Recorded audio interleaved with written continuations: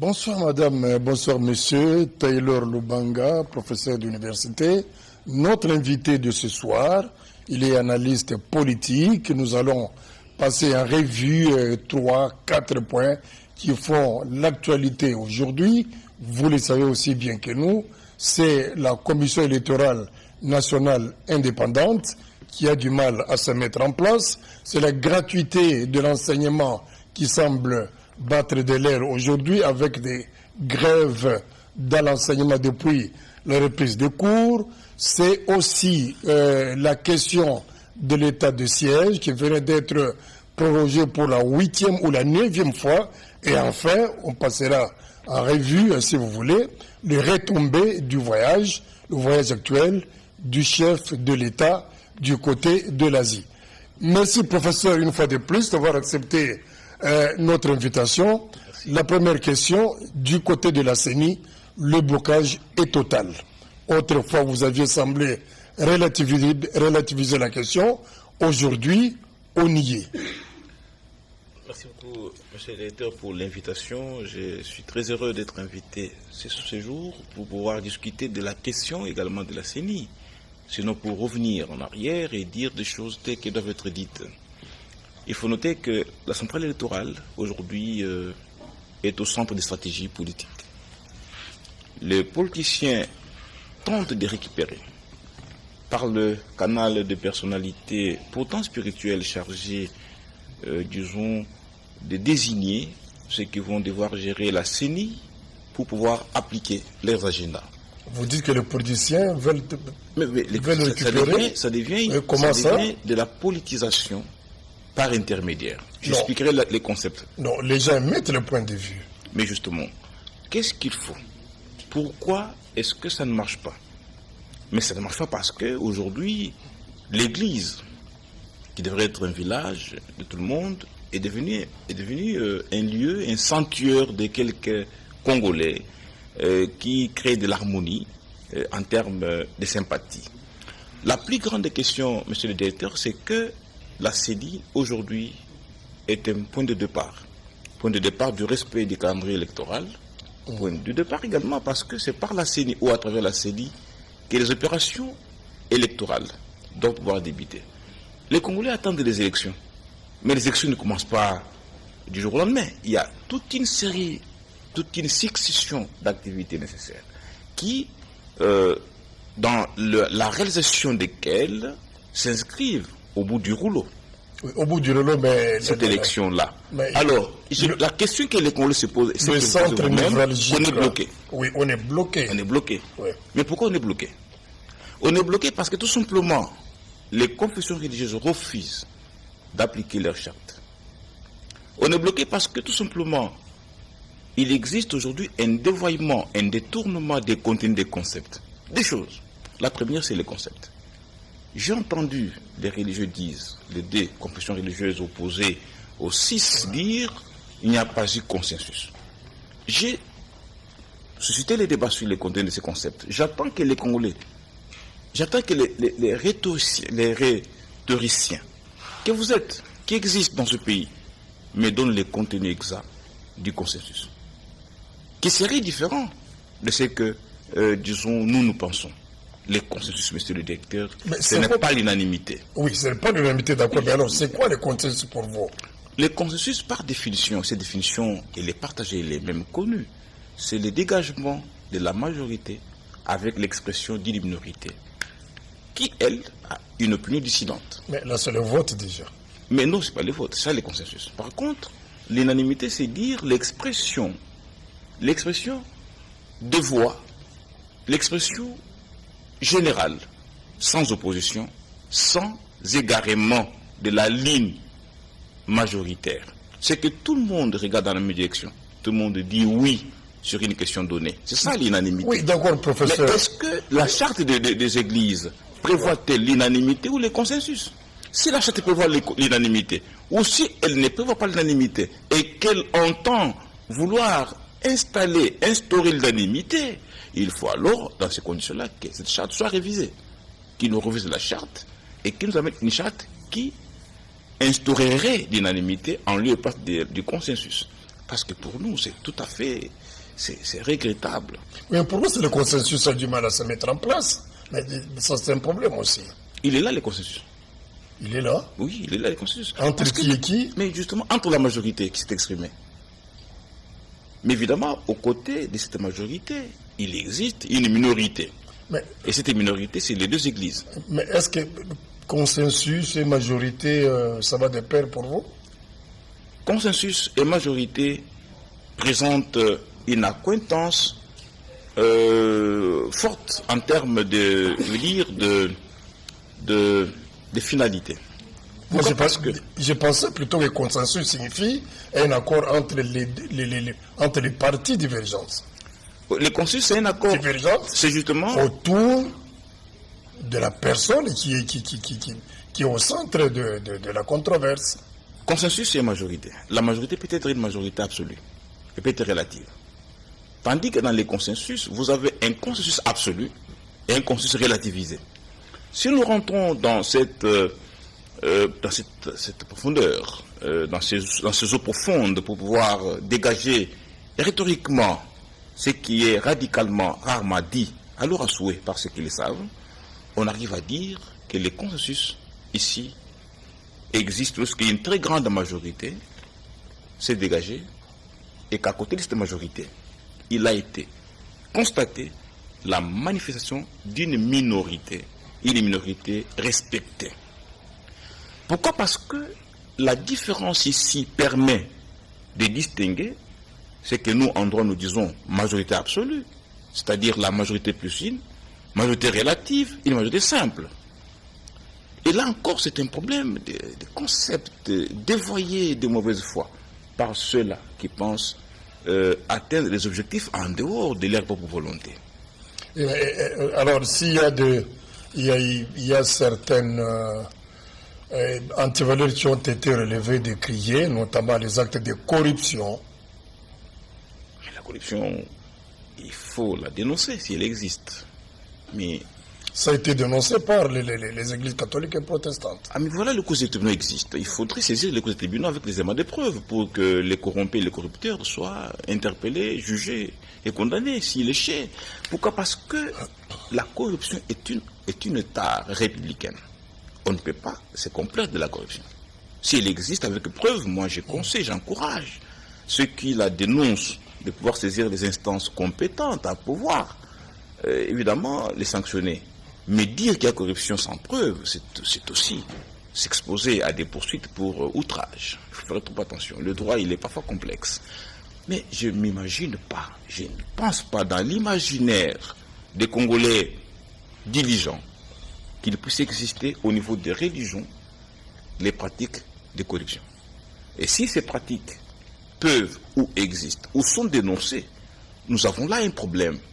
Problème des quêtes d'un paradigme d'éthique. Oui, d'accord, mais il faut un nouveau paradigme d'éthique. Parce que ce n'est pas dans ce milieu-là qu'il faut parler corruption. Oui, mais d'accord, professeur, mais on va traiter les choses à longueur. Le temps presse. Pourquoi, en fait, ne pas renvoyer la personne controversée et en proposer une autre, en fait, qui ferait l'objet quand même d'un consensus pour qu'on puisse avancer? Mais là, on aurait par contre une personne qui ne ferait pas objet de consensus, mais qui ferait objet de jeux politiques ou politiciens. Pas nécessairement. Mais parce que, encore une fois de plus, cette question revient aux églises. C'est aux églises ou aux groupes de 8 à pouvoir la régler dans le respect de leur charte.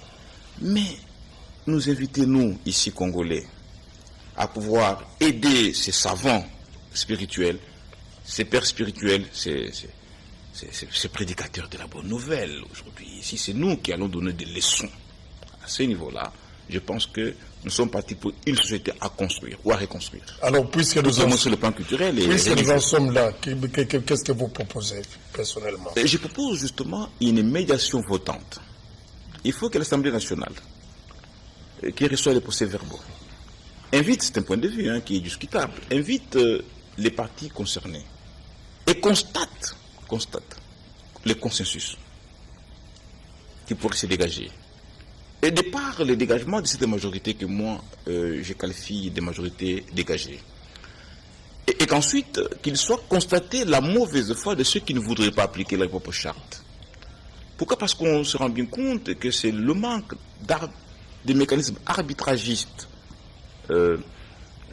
qui pourrait être, de mon point de vue, en retrait ou en retraite, et qui empêche de fédérer des opinions et de dégager, une fois pour toutes, une opinion qui pourrait être avalisée par l'ensemble, sinon la grande partie des participants. Mais nous avons l'impression que les deux parties sont déjà séparées en queue de poisson. La preuve, vous suivez tout ce qu'elles sont en train de se dire, hein, les unes envers les autres. C'est des choses, en fait, qui ne peuvent pas favoriser, une fois de plus, qu'on se mette autour d'une table et reprendre les discussions. Bon, alors, aujourd'hui, maintenant, on propose que le comité Nanga continue à travailler jusqu'à un certain moment. Qu'est-ce que vous en dites? Le comité Nanga qui est déjà hors mandat. C'est encore un problème. C'est même Nanga a été critiqué par les mêmes églises.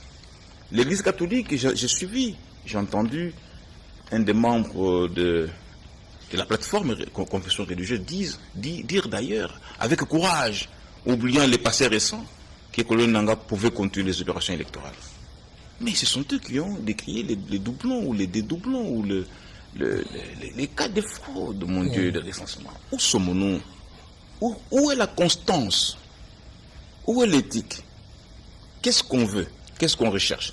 Non, je pense qu'il y a problème. Les Congolais ne sont pas dupes pour se laisser aller ou se complaire, disons, des retournements dangereux de la situation ou de la conception de la CENI par ceux qui hier l'ont contesté et pensent aujourd'hui la côté positivement, la côté sereinement. La vraie question aujourd'hui, c'est l'application de la charte. Cette charte, conçue par eux-mêmes, convenue par eux tous. Interprétée différemment. Mais on ne doit pas l'interpréter, on doit l'appliquer, parce qu'aujourd'hui, malheureusement, cette charte est une charte privée. Ceux qui ne veulent pas l'appliquer, ils ne disent pas pourquoi ils ne veulent pas l'appliquer. Ils cachent quelque chose derrière leur tête. Et le danger de ce qu'ils font, c'est en fait la menace contre le mandat du président de la République. Et ceci s'inscrit dans ce que j'appelle les actes confiscatoires du mandat. Le mandat du président est en train d'être confisqué. Parce que c'est la même qui, dans quelques mois, dans une année et demie, vont chanter les glissements. Nous ne sommes pas là pour les glissements. Le président est déterminé à offrir au Congo et aux Congolais les cycles électoraux réguliers, à mettre fin à la crise répétée de légitimité et à pouvoir inscrire le pays dans une logique de renouvellement régulier des mandats politiques qui puissent engendrer une stabilité sociale et politique. Mais les personnalités les plus importantes, parce que vous savez, les deux églises sont très implantées et nous les constatons, nous le savons. Et je veux les voir jouer le rôle d'encadrement, aussi bien au niveau des recensements, de dire à leurs militants, voilà, nous souhaitons que nous jouons pour tel candidat, il faut qu'il se dévoile. Nous voulons tel candidat. Elles peuvent le faire, ces églises. Elles peuvent même encadrer les bureaux de vote par leur nombre. Elles peuvent prêcher, peuvent même faire la campagne pour tel ou tel autre candidat que ces églises estimeraient pouvoir porter les valeurs, les intérêts du Congo plus loin. Parce qu'aujourd'hui, directeur, il n'y a plus de débat. Le président Félix a mis le pays là où il est aujourd'hui. Je voudrais accorder juste une minute. Les passeports, $9. Le visa des Congolais qui étaient à l'étranger, donné à l'aéroport. Vous avez un deuil, on vous dit avant de venir, on doit vous inviter dans votre beau pays. Aujourd'hui, vous prenez les passeports à l'aéroport. Le billet d'avion de $300 pour cet étranger à $115. Je ne peux pas l'accorder parce que c'est le sujet de notre échange. On va y revenir, quand on va parler je voudrais dire le mot, directeur, c'est les cachots. Mais est-ce normal que dans un pays de plus de 100 millions de personnes, qu'on ait un individu qui bloque le fonctionnement de tout un État? Mais c'est lequel? Kadima. Ah non, mais c'est le choix des... C'est normal. C'est le choix des églises. Et 2023 devait hypothétique? Non, je ne pense pas que lui se soit imposé aux églises. Celles-ci ont pensé qu'il serait le meilleur candidat par rapport au capital expérimental qu'il dispose de par son long parcours dans les milieux électoraux. Il est formateur, m'a-t-on dit. J'ai suivi des gens les vanter dans tel système électoral au Soudan par ailleurs, où il y avait des problèmes sérieux. Récemment en Côte d'Ivoire, on dit beaucoup de bien de ces messieurs sur le plan expertal et expérimental. Ne voulons-nous pas aussi expérimenter quelque chose de nouveau? Ne voulons-nous pas aussi voir les Congos organiser une élection capable de fédérer les candidats après la publication des résultats? Pourquoi ne pas expérimenter quelqu'un? Parce que moi, je ne sais pas. Si, me semble-t-il, lors des présentations des projets de société, il a été le meilleur, désigné même jusqu'à un stade quelconque d'interview, il s'est distingué. Pourquoi ne pas l'essayer? Vous savez, il y a un problème de confiance ici. Alors, en qui doit-on avoir confiance? Les églises doivent prier pour tout le monde, y compris pour le Messie Kadima. Les églises doivent faire des gènes, mais Dieu va faire. Et Dieu fera toujours. Mais pourquoi nous attarder là pendant longtemps? Pourquoi nous retardons-nous aujourd'hui d'avancer? Tout comme Kadima peut être substitué par un autre pour qu'on avance. Oui, mais les églises doivent décider. Moi, je pense que cette question, voilà pourquoi je la renvoie aux églises, que les églises nous disent quelle est l'alternative. Mais que ceci se fasse suivant les normes, évidemment, compatibles avec la propre charte, que nous n'avons pas rédigée. Cette charte est une loi privée du groupe de 8, qui est conforme à cette charte, qui nous disent que la justice peut s'en saisir. Qu'elle nous dit ce qu'ils veulent. Malheureusement, non, il faut bien comprendre, sauf si il y a des contentieux et que quelqu'un n'est pas content. Mais c'est une question d'interprétation aussi. Hein. Oui, la justice peut être saisie s'il y a une question qui toucherait maintenant à l'intérêt général, où il y aurait fraude par rapport à la loi privée, le de grandes instances et compétences en matière là, mais je ne sais pas pourquoi on en arriverait là. On en arriverait là. Qu'a-t-il, ce monsieur? Qu'a-t-il de plus que tout ce que le président Félix est en train d'accomplir aujourd'hui? Proximité avec le chef de l'État? Aucune proximité. C'est une question, ce n'est pas un secret, il le dit à haute voix. C'est pas une proximité. Ils n'ont aucune proximité. Vous savez que le Kasaï a 5 provinces aujourd'hui. Vous avez la Lomami, les Kasaï central, vous avez le Kasaï oriental et vous avez le Sankoro. Les Kasaï a 5 provinces. Ces 5 provinces sont des provinces aujourd'hui autonomes, existant par elles-mêmes, chacune d'elles étant dans sa latitude de fonctionnement, avec des directives différentes. Vous savez, le Tchoulouba n'est pas une langue parlée partout dans les Grands Kasaï. Il y a d'autres, évidemment, langues qui se parlent à ce niveau-là, ou des dialectes, comme on peut appeler. La question ici, pourquoi ça gêne qu'un Congolais qui parle la même langue que le chef de l'État, comme Ngoï Moulunda parlait la même langue que le président Kabila, comme Malou parle le Swahili comme le président Kabila, pourquoi ça n'a pas choqué les autres Congolais? Pourquoi ces pays n'appartiennent qu'aux autres et non aux uns? Il faut arriver à prêcher un civisme patriotique. Il faut arriver à considérer que nous sommes le Congo. Nous devons être unis derrière plutôt les valeurs, plutôt les compétences, que les soupçons de mauvaise foi fondés sur totalement une proximité de montage. Une proximité qui serait doublée de la corruption. Quand on dit par exemple que les 6 sont logés dans un hôtel au même moment que la commission paritaire. Non, je ne pense pas que... Je n'ai aucune information. On se demande même la provenance des frais qui entretient tout ça. Je ne sais même pas si les 6 sont logés dans un hôtel quelconque, parce qu'ils n'ont pas fait publicité de leur logement. Mais je sais qu'ils sont chacun, en tout cas, du moins, ce que je vois, c'est des responsables qui ne sont pas des chômeurs, qui ont des églises, qui vivent depuis des années dans leurs églises, ou de leurs églises, ou de leurs déverdis, qui sont de très très grands responsables. Est-ce que cette question de logement peut se poser? Oui, le comportement en fait commence quand même à décevoir quand les deux parties commencent à se dire même des choses cachées. Tout simplement, c'est quand même compliqué. Bon, on va laisser la situation évoluer, on y reviendra certainement. Il y a L'actualité également chez nous qui est faite de ces problèmes de l'état de siège. Voici bientôt 8-9 mois depuis que cet état de siège avait été décrété dans des provinces, dans l'Ituri et dans le Nord Kivu. Aujourd'hui, le débat ressurgit, c'est sur toutes les lèvres, surtout dans la classe politique. Et il y en a qui sont pour carrément la levée de cet état des choses, puisque la situation ne serait pas avancée. Merci beaucoup, directeur, mais nous remplaçons par quoi l'état des sièges?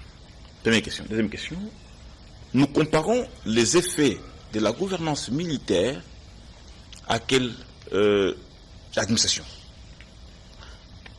Ou nous faisons un petit recul en arrière, 3 ans, 10 ans, 8 ans, pour nous permettre une opinion. Mais vous savez, et je rappelle que les députés du Grand Kivu avaient quitté un jour l'hémicycle parce que la somme des tueries débordait le seuil tolérable. Les humains étaient fauchés. Pas de circulation. Mais vous savez que l'ambassadeur italien a été tué dans cette partie-là. Au jour d'aujourd'hui, quelles sont les critiques possibles? Toutes les critiques qui sont aujourd'hui perceptibles, c'est que les miniers illicites ou les exploitants illicites de mines sont en faillite. Les commerces illicites des armes est en faillite. C'est là le vrai problème. Le vrai problème d'état de siège, c'est en réalité le renvoi en chômage de plusieurs opérateurs illicites avec leurs complices voisins étrangers qui font trop de bruit. Mais vous ne verrez pas un ressortissant du nord ou du sud Kivu sérieux s'opposer à l'état de siège. Parce qu'aujourd'hui, ils circulent comme ils veulent. Il y en a qui s'opposent, même au niveau du Parlement. Mais justement, c'est parce que, comme je vous dis tout à l'heure, la révélation faite par Alain Foka, la révélation faite par les ONG sérieuses dans cette partie du pays, est que les miniers qui n'ont pas de documents n'ont d'appui que de ceux qui sont à Kinshasa. J'aimerais bien savoir qui s'oppose de manière ouverte avec quel argument. Et il compare à quoi? Et que déjà par son nom ou son pseudonyme, on peut arriver à savoir ce qu'il fait dans cette partie du pays. La vraie question, c'est que nous ne voulons pas des tueries de nos frères qui sont là-bas. Nous voulons que le développement reparte, les retournements de la situation, l'éducation de nos enfants. Et j'ai entendu quelqu'un dire, cette situation risque d'hypothéquer les élections pour cette partie du pays. Pas question. Pas question, il y aura élection, il y aura enrôlement. Simplement, l'administration militaire, elle est considérée comme la seule capable de faire peur à ceux-là qui se complaisent, qui considèrent qu'ils peuvent s'enrichir sur le sang de leurs propres frères. Et c'est ça la réalité. Et quand c'est l'opposition qui les réclame aujourd'hui? Mais quelle opposition? L'opposition actuelle, vous avez la Mouka par exemple. Mais en dehors de dire des choses qui ne sont pas vraies, qu'est-ce que la Mouka peut encore donner dans ce pays? En dehors de dire des choses qui sont inventées, en dehors des comédies, du concours de la petite blague. Vous savez, aujourd'hui, ils se sont bien rendus compte que la gouvernance maximale de l'école Tshisekedi, la gouvernance humanisante, a enlevé tout discours d'alternative et a renvoyé au chômage politique beaucoup de politiciens. On les attend sur des questions importantes, pas sur la médisance. La Mouka, qu'est-ce que la Mouka peut proposer aux Congolais aujourd'hui? Quel est le discours de la Mouka aujourd'hui, en dehors de trouver des petites... de se prendre sur l'Internet, sur le Facebook, de ramasser des informations? Est-ce que vous avez vu le leader de la Mouka aller sur place, enquêter, se promener et dire j'ai rencontré que le nombre de morts a augmenté par rapport à ce qu'il y avait avant l'état de siège? Il n'y a pas de comparaison. On s'oppose à tout et on blague avec tout. Justement, mais ce sont des adversaires politiques à un certain moment. On peut se dire, mais il faut quand même faire attention à ce qu'ils disent. Mais c'est pourquoi nous avons dit, l'état de siège peut être critiqué. Mais il faut nous trouver l'alternative. Alors peut-être qu'il faut basculer à l'état de guerre, ce qui est possible, qui était notre étage de renforcement. Revenir à la gestion civile, c'est ça leur alternative. Mais ça non, parce que ça montre des limites. Ça non, parce que aujourd'hui, les villages qui étaient abandonnés par nos compatriotes sont rééquipés. Les gens commencent à travailler et les recettes de l'État ont augmenté dans ce coin-là. Le mouvement de va-et-vient a repris. L'école est là parce qu'on est en train de tromper tout simplement les Congolais qui sont loin de cette partie où il y a l'état de siège. La sécurité aujourd'hui dans ce pays, dans cette partie du pays, n'est pas, on va dire, totale, mais elle s'est beaucoup améliorée. Et la recette du président de la République, c'est courage de décider de renforcer la sécurité jour et nuit pour nos compatriotes qui périssaient il y a peu est salutaire. Et je ne vois pas comment quelqu'un de bonne foi, je ne vois pas comment quelqu'un qui peut avoir encore le sens, comme disait quelqu'un hier, de la justice et de l'éthique, peut critiquer l'état de siège sans nous dire ce qu'on doit améliorer. Qu'on nous dise ce qu'on doit améliorer.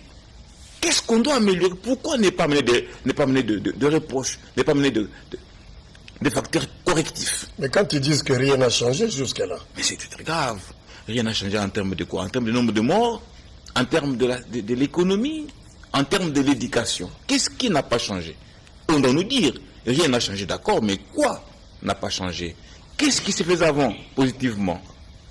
Voilà, monsieur le directeur, les radicaux qui pensent dominer avec un discours fallacieux. Aujourd'hui, c'est vrai que la pédagogie verbale n'est pas la séduction du président Félix. Lui, c'est les actes. Bientôt, les Congolais vont se rendre bien compte de l'éclatante vision de ces messieurs, non seulement pour l'état de siège, mais pour 1001 choses qui vont devoir exploser dans un avenir très proche. Aujourd'hui, déjà, on voit des choses qui se font. Nous ne parlons pas. Les Congolais a été chosifié pendant très longtemps. De la colonisation à la transition politique vers ces régimes successifs injustes et totalement au centre des intérêts privés. Aujourd'hui, on critique, on parle, mais on ne dit pas ce qui a été fait mieux hier qu'il ne l'est pas aujourd'hui. Aujourd'hui, la gouvernance, elle est transparente. Ce qu'on fait est connu et on peut les connaître. Et les Congolais ont le droit de dire à quiconque ce qu'il voit par rapport à ce qu'il n'a pas vu ou auquel il n'était pas associé il y a seulement 3 ans. Merci, professeur Taylor. Alors, Félix Tshisekedi en voyage, les Émirats Arabes Unis, aujourd'hui, est-ce que ce pays présente des opportunités pour l'RDC? Monsieur le Président, le Congo est un paradis. Et vous le savez, on l'a toujours dit, scandale géologique. C'est aujourd'hui qu'on se rend bien compte que le Congo est vendu. Vous savez, la déconnexion de la gouvernance passéiste avait quelque chose de diabolique. Le Congo était comme un pays isolé dans un désert. Alors qu'il regorge non seulement de minéraux, non seulement des ressources hydrauliques, hydriques, mais également des cerveaux. On a vu les Mouyembe être adulés à travers le monde. Aujourd'hui, on parle de dames qui fabriquent des telles machines. Ça, c'est le Congo. Nous avons autant d'opportunités. Nous sommes capables d'échanges d'égal à égal, gagnant-gagnant, avec les États amis, mais aussi avec les sociétés qui acceptent de respecter la loi nationale. Le problème aujourd'hui, c'est ce que beaucoup de gens ne croyaient pas, c'est la sincérité du président Félix dans ce qu'il fait et dans l'intérêt du Congo. Monsieur le Président, vous savez... Oui, qu'est-ce qu'on va tirer? On va tirer quoi? Mais on va tirer des emplois, on va tirer des impôts. Mais en même temps, on va valoriser nos ressources.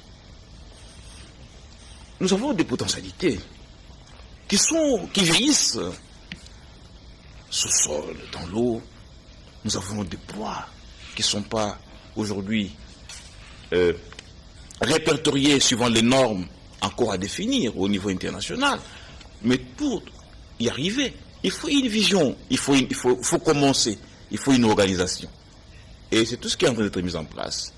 C'est cette gouvernance transparente, où tout est connu, où rien n'est caché, où il n'y a pas d'individu fort, où tout s'est fait dans l'intérêt des Congolais.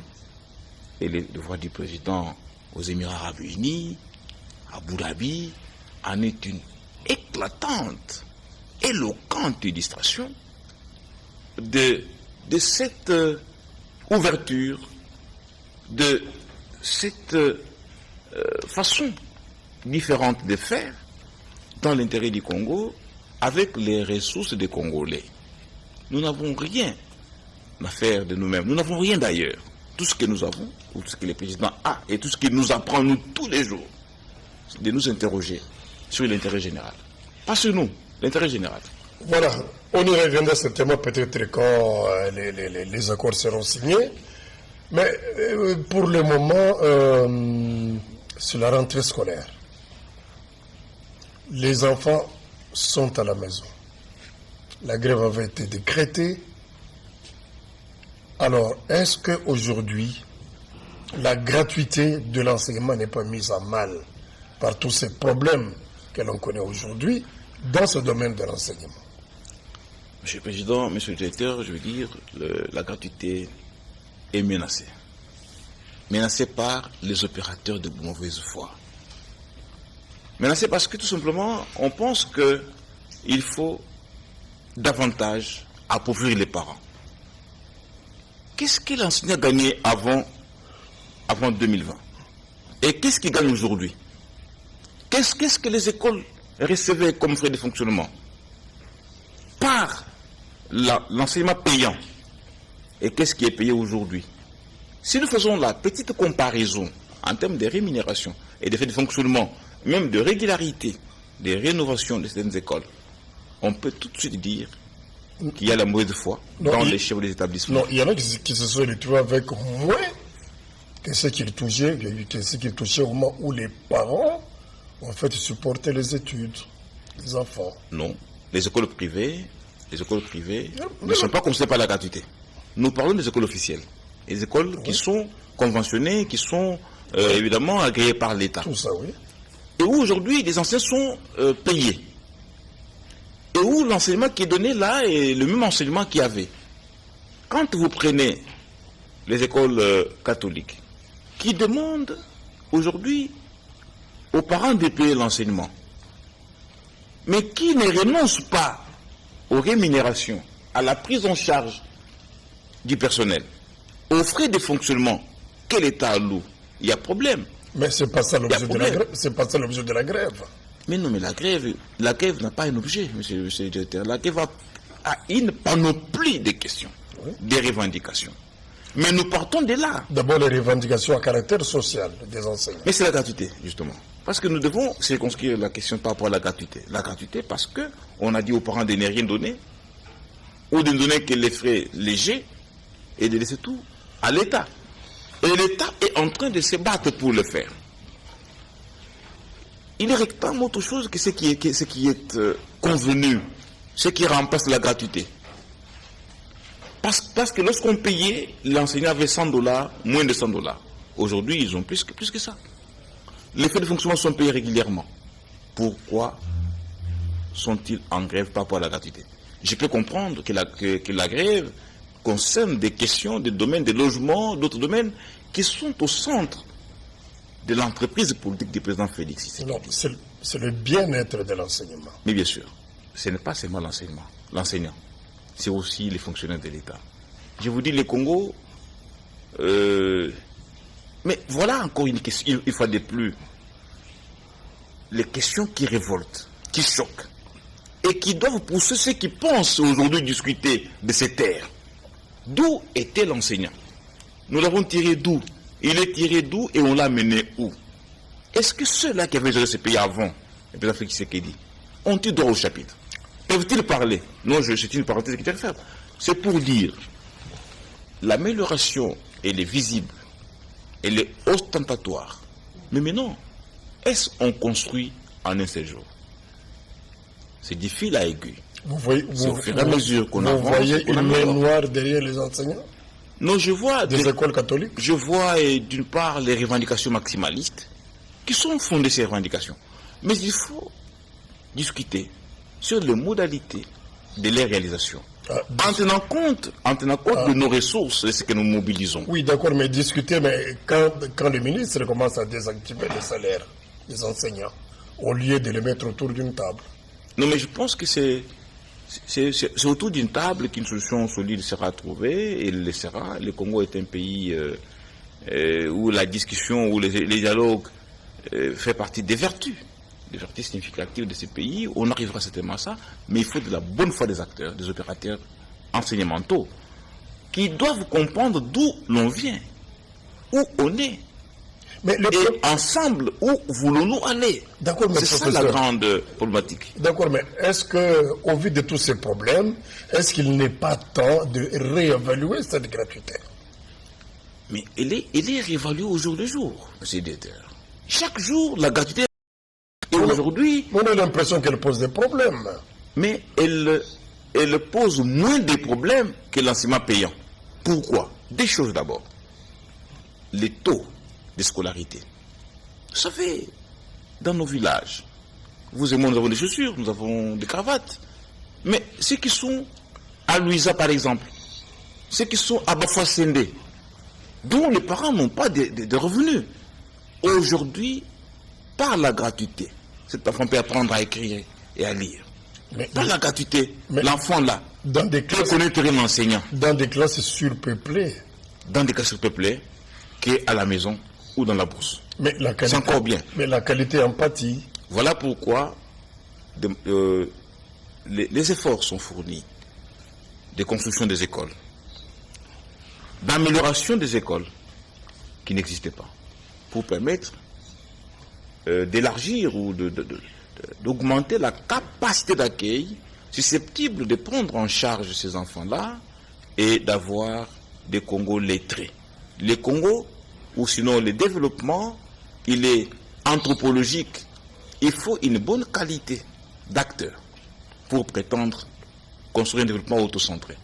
Sinon, on va importer demain les cadres. On va importer les cadres demain. Il faut, et ça, on ne peut pas reculer. Nous devons soutenir la gratuité. Pas pour nous qui avons des moyens, qui travaillons en ville, dans des centres urbains. Mais c'est beaucoup et davantage pour ceux-là dont les parents n'ont pas assez de revenus et qui aujourd'hui sont contents d'apprendre l'alphabet. Voilà, apprendre l'alphabet, il y a une autre question qui divise, pour ne pas dire qui fâche. Le RAM, professeur. Les registres, l'appareil mobile. L'appareil mobile. Monsieur le directeur, les RAM. Mais vous savez, la question divise Est-ce que le bureau de l'Assemblée nationale n'est pas en train de protéger le ministre? Mais est-ce que la question, elle est celle du ministre ou la question est des textes qui régissent ou qui sont appliqués dans le cas de ces RAM? Autrement dit, est-ce que les textes n'existeraient pas? Problème, non, il existe. Est-ce que le problème est celui, parce qu'un texte, il faut l'interpréter. Est-ce que le problème, il est celui de comprendre que le RAM vient appauvrir les utilisateurs, ou plutôt, c'est la question de comprendre, ou sinon, d'être informé sur les avantages de ces RAM, sur vous avez là-dessus le mot, il appauvrit aussi. Mais je dois vous avouer que ce sont des prestations, des rémunérations nécessaires pour améliorer plusieurs domaines de la vie de l'opérateur ou de l'usager. Par les RAM, on sait aujourd'hui maîtriser les identités des utilisateurs de téléphone. Parce qu'il n'y a pas longtemps, un homme pouvait avoir 14 numéros et commettre des crimes les plus graves. Avec les RAM, on sait maîtriser qui entre au pays avec qui il parle. Mais il y a beaucoup d'avantages. Avec les RAM, le revenu du RAM permettent d'appuyer certains projets importants du pays. Mais la téléphonie, elle est payante dans beaucoup de pays du monde. Pourquoi les Congolais ont la culture de la gratuité? La gratuité, si elle est dans l'enseignement, elle est combattue dans l'enseignement. Aujourd'hui, les Congolais ne veulent rien savoir sur leur devoir citoyen. Moi, je dois vous avouer que la gratuité, je veux dire, le RAM, est combattu davantage par les opérateurs de la téléphonie. Pourquoi? Parce que par les RAM, l'on sait détecter les fausses déclarations de sociétés de télécommunications. Par les RAM, on sait connaître combien, je veux dire, les compagnies de télécommunications réalisent. Ce qui nous permet justement d'avoir des impôts et de reconstruire le pays. Ne fût-ce qu'à ce niveau-là, il est nécessaire d'appuyer le RAM. Pas dans son forme actuel. Moi, je pense qu'il faut réfléchir. On peut imaginer une ventilité. On peut imaginer une réduction, une catégorisation. Ce sont des propositions qu'on attend des députés. On peut améliorer les modalités de prélèvement, les coûts même. On peut ventiler sur une période annuelle, semestrielle. Mais on peut aussi, dans une commission, à mettre en place. Oui, alors, arriver à fournir aux services les propositions techniques d'allègement. D'aller lui dire au Parlement, oui, il est attendu. Mais on a l'impression qu'il est en train de s'évader là. Bon, je crois que l'Assemblée nationale finira par mettre la main sur lui parce qu'ils vont l'inviter. Le vrai problème, monsieur le directeur, c'est ce que le revenu du RAM amène au pays. Sans appauvrir davantage les âgés. Nous devons arriver à une forme de, je veux dire, de combiner les avantages et les inconvénients, de trouver ce que nous voulons. Parce que je ne suis pas l'avocat des opérateurs du RAM ou de ceux qui travaillent dans les prélèvements de ces RAM, mais j'ai réfléchi à haute voix par rapport aux explications que j'ai entendues, par rapport aux explications qui m'ont été données. Et je me dis, au regard de cette gamme d'avantages, il y a d'autres éléments que les Congolais pourraient découvrir les jours à venir, toujours par les RAM, et qui vont être pour les Congolais d'une séduction sans pareil. Qu'est-ce qu'ils diront demain lorsqu'ils apprendront des choses qu'ils n'ont jamais apprises de ces RAM? Je pense que les RAM peuvent être revisités dans ces modalités de prélèvement. Les RAM peuvent être revisités dans les coûts dans les taux. Les RAM peuvent tenir compte de la capacité contributive de l'usager. Oui, c'est un souhait. Mais ce sont des propositions qu'il faudrait amener sur la table, exploiter. Mais les supprimer, ce serait une solution totalement irresponsable. Et en même temps... Les supprimer ou rembourser. Mais rembourser quoi? Il faut plutôt auditer. Moi, je pense que la question, c'est d'auditer. Le revenu, s'il y en a, de quelle nature, qu'est-ce qui a été fait? L'Assemblée nationale pourrait ou pouvait, mais c'est contrôler, créer une commission d'enquête, voir et être explicité sur les fonctionnements, les revenus et les affectations, que de perdre le temps sur les débats tout à fait superficiels qui n'ont pas approfondi la question elle-même. Et je vous dis, directeur, après avoir écouté l'émission Kibassa, qui, lui, en toute politesse, s'est laissé insulter par nos compatriotes. C'est pas un problème, c'est la politique. Mais au-delà de ça, qu'est-ce que nous voulons? Qu'est-ce que nous voulons? Nous voulons quel type de société? Société des personnes brevetées des capacités injurieuses, société des personnes qui savent et qui connaissent tout, qui ne peuvent rien apprendre. Ou nous voulons une société à reconstruire. Voilà. Pour la reconstruire, il faut des réformes. Professeur, c'est nécessaire. Il nous reste 5 minutes, nous allons nous séparer. Il y a eu un naufrage dans la province de la Mongala et autour de Bumba. On a perdu plus ou moins 100 personnes, mais Kinshasa semble être indifférent à ces drames. C'est votre avis aussi? Je voudrais présenter mes condoléances les plus sincères aux familles éplorées. Je voudrais ici leur dire toute ma compassion sincère pour ce malheur qui leur est arrivé. Non, vous savez, les terres ne sont pas un pays sensible. La perte d'un Congolais seulement, est une préoccupation de l'État. Il n'est pas au pays et il a déjà donné son point de vue, sa compassion, ses condoléances. Il faut améliorer nos voies maritimes.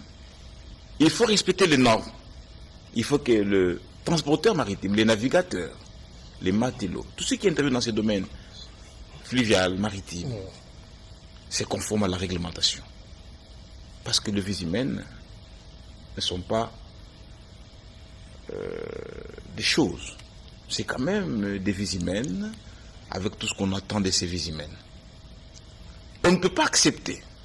Il faut même que les services de contrôle, les régies des voies fluviales maritimes, toutes ces régies, se mettent debout, contrôlent les kilos, le poids, je sais pas moi, tout ce qui doit être observé. Les heures de navigation. Les heures de navigation, les balances, de manière à protéger la vie ou les vies de ceux qui empruntent cette voie de transport. Et alors, même pas de la ceci, il faut en même temps dégager des responsabilités pour que pareille chose ne se répète pas. Mais il faut enfin améliorer les engins et les bateaux par rapport aux besoins, par rapport évidemment à la capacité, que tout ceci ne soit plus complaisant. C'est de cette manière-là que nous éviterons ces situations lourdes et très pénibles. Voilà, c'est vraiment pénible. Merci beaucoup, professeur Taylor Lubanga. Mesdames et messieurs, c'est donc terminé pour aujourd'hui. On vous retrouve la semaine prochaine avec d'autres thèmes.